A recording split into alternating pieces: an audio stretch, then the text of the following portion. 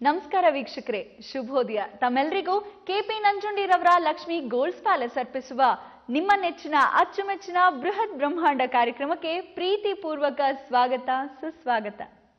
ನಮ್ಮ ಜೀವನದಲ್ಲಿ ನಾವು ನಕಾರಾತ್ಮಕ ಚಿಂತನೆಗಳಿಂದ, ನಕಾರಾತ್ಮಕ ಕಾರ್ಯ ಚಟುವಟಿಕೆಗಳಿಂದ ನರಕವನ್ನ ಸೃಷ್ಟಿಸ್ಕೊಳ್ತೇವೆ. ಹಾಗಾಗಿ ನಮ್ಮ ಬಾಳು ಆನಂದಮಯವಾಗಿರ್ಬೇಕು ಅಥವಾ ದುಃಖಕರವಾಗಿರ್ಬೇಕು, ಅದು ನಮ್ಮ ಕೈಯಲ್ಲೇ ಇದೆ ಅಂತ ಹೇಳ್ತಾ ಗುರೂಜಿಯವರನ್ನ ಕಾರ್ಯಕ್ರಮಕ್ಕೆ ಸ್ವಾಗತಿಸೋಣವಾ.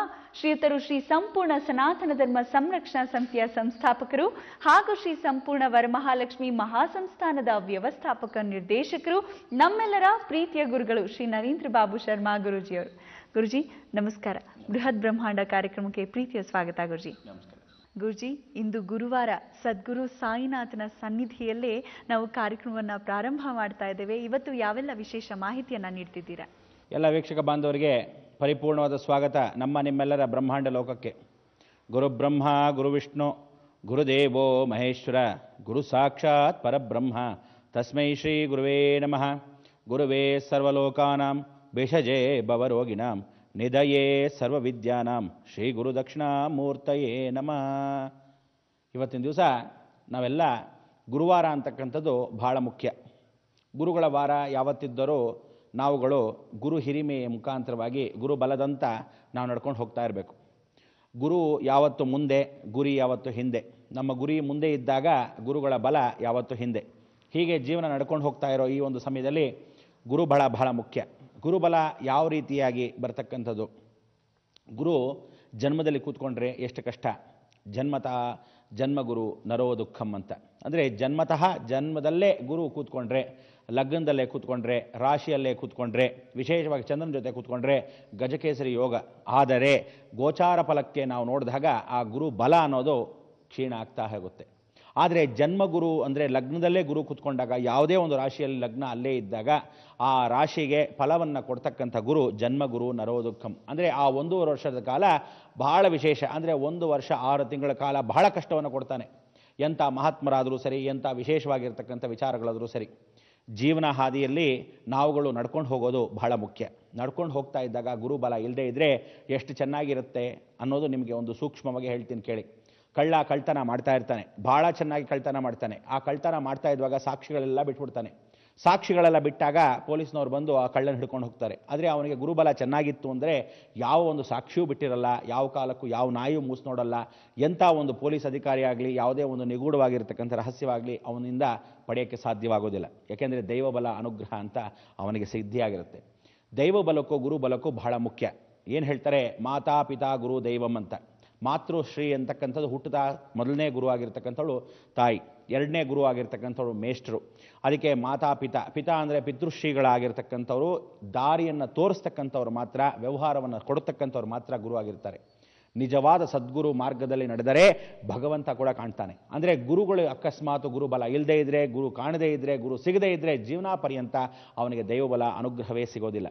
ಎಂಥ ಕಾರ್ಯಕ್ಕೂ ನೀವು ಯಾರು ಸೇವೆ ಮಾಡಲಿ ಬಿಡಲಿ, ಗುರುಬಲವನ್ನು ಗುರು ಭಕ್ತಿಯನ್ನು ಭಾಳ ಚೆನ್ನಾಗಿ ಇಟ್ಕೊಂಡ್ರೇ ಜೀವನ ಹಾದಿ ಬಹಳ ಸುಲಭ ಆಗುತ್ತೆ. ಎಂಥ ಕಷ್ಟದ ಹಾದಿ ಇದ್ದರೂ, ಎಂಥ ಗೇಟ್ ಇದ್ದರೂ ಅದನ್ನೆಲ್ಲ ತೆರೀತಾ ಹೋಗ್ತಾನೆ ಆ ಗುರುಬಲದ ಮುಖಾಂತರ.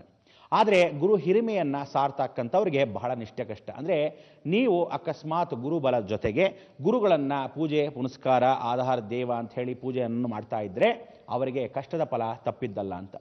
ಯಾವತ್ತೂ ಒಂದು ವಿಶೇಷವಾಗಿರ್ತಕ್ಕಂಥ ಆಶ್ರಮದಲ್ಲಿ ವಸಿಷ್ಠ ಋಷಿಗಳ ಆಶ್ರಮ, ಗೌತಮ ಋಷಿ ಆಶ್ರಮ, ವಿಶ್ವಾಮಿತ್ರ ಋಷಿ ಅಂತ ಹೇಳಿ ವಸಿಷ್ಠ ಋಷಿಗಳು, ವಿಶ್ವಾಮಿತ್ರ ಋಷಿಗಳು, ಎಲ್ಲ ಸಪ್ತ ಋಷಿಗಳು ಕೂತಿರ್ತಾರೆ.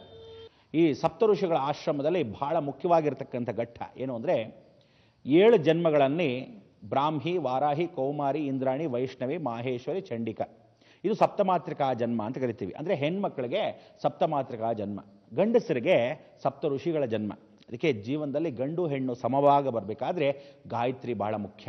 ಇಂಥ ಗಾಯತ್ರಿ ನಾ ಭೂತೋ ನ ಭವಿಷ್ಯತಿ. ಅದಕ್ಕೆ ವಿಶ್ವಾಮಿತ್ರ ಋಷಿ, ಸವಿತಾ ದೇವತಾ, ಗಾಯತ್ರಿ, ಛಂದಃ. ಅಂದರೆ ಆ ಗಾಯತ್ರಿ ಬಹಳ ಮುಖ್ಯವಾಗಿ ಇಡೀ ಜಗತ್ತಲ್ಲಿ ಪಂಚಭೂತಗಳನ್ನು ಗುರುಗಳ ಮುಖಾಂತರ ತೋರಿಸ್ತಾಳೆ. ಅಂದರೆ ಗುರುಗಳಿಗೆ ಗುರು ಆಗಿರೋಳು ಮಹಾಗಾಯತ್ರಿ. ಈ ಗಾಯತ್ರಿ ಭೂಲೋಕಕ್ಕೆ ಬಂದಾಗ ತಾಯಿತನವನ್ನು ಕೊಡ್ತಾಳೆ. ಅಂದರೆ ಗುರುಗಳಿಗೆಲ್ಲ ತಾಯಿ ಆಗಿರತಕ್ಕಂಥವಳು ಗಾಯತ್ರಿ. ಮುಕ್ತಾಮಿದ್ರಮಹೇ ಮನೇಲದವಳ ಛಾಯೇರ್ಮುಖೆ ತ್ರೀಕ್ಷಣೆ ಯುಕ್ತಾಮಿಂದು ನಿಬಂಧ್ರತ್ನಮಕುಟಾಂ ತತ್ವಾರ್ಥವರ್ಣಾತ್ಮಿಕಂ ಗಾಯತ್ರೀಂ ವರದಾಭಯ ಕುಶಕಶಾಹ ಶುಭ್ರ ಕಪಾಲ ಗದಾಂ ಶಂಕುಚಕ್ರ ಮದಾರವಿಂದಯುಗಳಾಂ ಹಸ್ತೈರ್ವಹಂತಿಂ ಭಜೆ.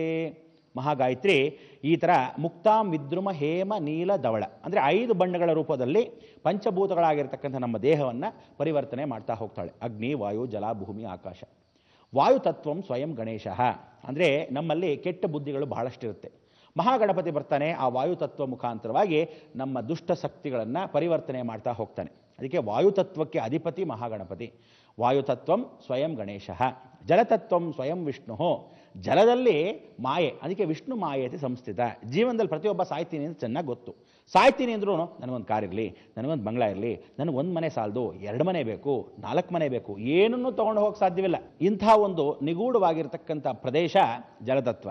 ಅದಕ್ಕೆ ದೇಹದಲ್ಲಿ ರಕ್ತಚಲನೆ ಪ್ರದೇಶವಾಗಿರ್ತಕ್ಕಂಥದ್ದು, ಆನಂದ ಬಾಷ್ಪ, ಇದೆಲ್ಲ ಜೀವನದ ಹಾದಿ. ನೋಡಿ, ಪ್ರತಿಯೊಬ್ಬ ಮನುಷ್ಯ ನಾವು ಯಾವತ್ತಾದರೂ ದೇಹದಲ್ಲಿ 3 ಪಟ್ಟು ನೀರು ಅಂದರೆ ದೇಹಕ್ಕೆ ಹೆಚ್ಚಿನ ಪಟ್ಟು ನೀರಿದೆ ಅಂತ ಹೇಳ್ತೀವಿ. ಆ ನೀರಿನ ಅಂಶ ಮಾಯೆ. ಎಷ್ಟು ಚೆನ್ನಾಗಿದೆ ಈ ಮಾಯೆ ಅಂದರೆ, ನೀರು ಹೆಚ್ಚಾಗಿದ್ದರೂ ಸಹ ಕೈಯನ್ನು ಕುಯ್ದಾಗೋ ಅಥವಾ ಏನಾದರೂ ತಗಲ್ದಾಗ ರಕ್ತವೇ ಬರುತ್ತೆ. ಯಾವತ್ತಾದ್ರೂ ನೀರು ಬರುತ್ತಾ? ಬರೋದಿಲ್ಲ. ಆದರೆ ದುಃಖವಾದಾಗ ಮಾತ್ರ ಅಶ್ರುತರ್ಪಣ, ಆದರೆ ಆವಾಗ ಮಾತ್ರ ಕಣ್ಣೀರು. ಯಾಕೆ ರಕ್ತ ಬರಬಾರ್ದು? ಇದೇ ಮಾಯೆ. ಅದಕ್ಕೆ ಜಗತ್ತಲ್ಲಿ ಎಂಥ ಒಂದು ಮಾಯೆ ಸೃಷ್ಟಿ ಭಗವಂತನಲ್ಲಿದೆ. ಅದಕ್ಕೆ ವಿಷ್ಣು ಮಾಯೇತಿ ಸಂಸ್ಥಿತ. ಆ ಮಾಯೆ ಯಾವಾಗ ಬರಬೇಕು, ಯಾವಾಗ ಹೋಗಬೇಕು, ಇದೇ ಜಲತತ್ವಂ. ಜಲತತ್ವಂ ಸ್ವಯಂ ವಿಷ್ಣು. ಆಕಾಶ ಮಾರ್ಗ. ಆಕಾಶ ತತ್ವಂ ಯಾರು? ನೀವು ಕಾಯ್ತಾ ಇರಬೇಕು, ನಾನು ಹೇಳಬೇಕು. ತಾಮೋ ಗುಣಾನುಗ್ರಹಸೇ ಸೂರ್ಯನಾರಾಯಣ ಪ್ರಿಯ.